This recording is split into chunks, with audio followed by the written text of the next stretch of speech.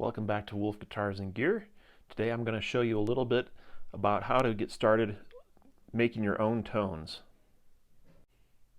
So here we have the front panel on my Peavey Classic 20 head, and we're going to be talking about that a little bit more, but first I'm going to move to the back and show you what we have back there. So here on the back we see the effects loop with the send and the return here.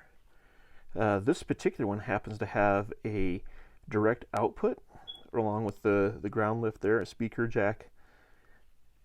And here we go for the main loudspeakers off the mini head here. You have a 16 ohm and a 8 ohm switch there that you can choose the resistance. And of course you got your fuse and your power cord. So I think that effects loops sometimes can be confusing to somebody who's just starting out. What do they do? Why do they exist? Why would somebody want to use one? So we're going to dive into that a little bit deeper here today. And to do that, we're going to look at the front of the panel on this amplifier. So we've got the input jack, we've got volume, we've got a channel button, we've got pre, we've got post, and then we've got bass, middle, treble, reverb, and then we've got obviously the power LED, and we've got a standby and a power switch. So what do these do? Obviously the input is the main input into the amplifier, and the volume here controls the clean channel volume. You hit the channel switch and it engages these next two knobs right here with the pre and the post. Those are both gains. Then, like I said, the main next three knobs here, your bass, middle, treble is your EQ, and reverb is the onboard reverb. As you can see, I've got it to nothing. So anyways, when you're running just a guitar into the front of the amplifier, it hits the preamp first. So it's going to hit this equalization portion right here, which is going to boost and cut those particular frequencies to match your own desired effect. And then, like I said, if you're using the clean channel, the clean is going to simply be your overall volume. And if you're using the dirty channel, then you have both the pre and the post gain that are going to affect your gain and your volume of the channel. So basically what happens is once it hits this preamp portion, your loop gets put into play with that send.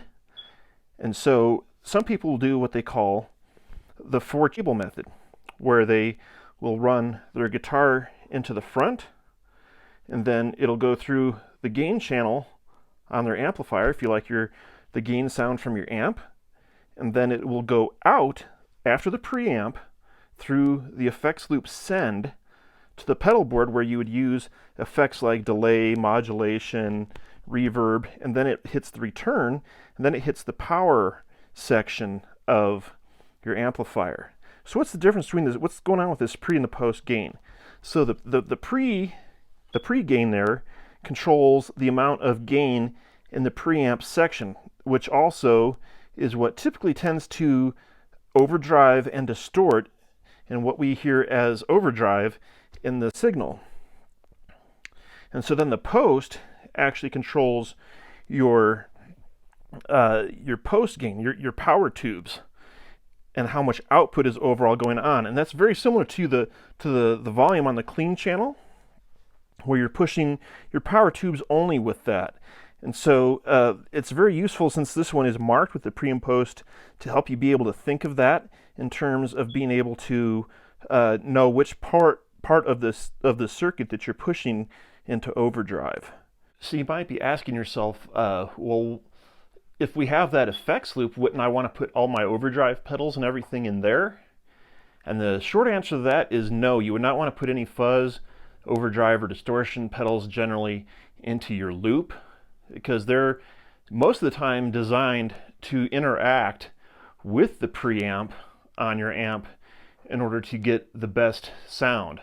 A lot of overdrive pedals, if you run them hot, it'll actually push your preamp into overdrive, a natural tube overdrive, which is really desirable.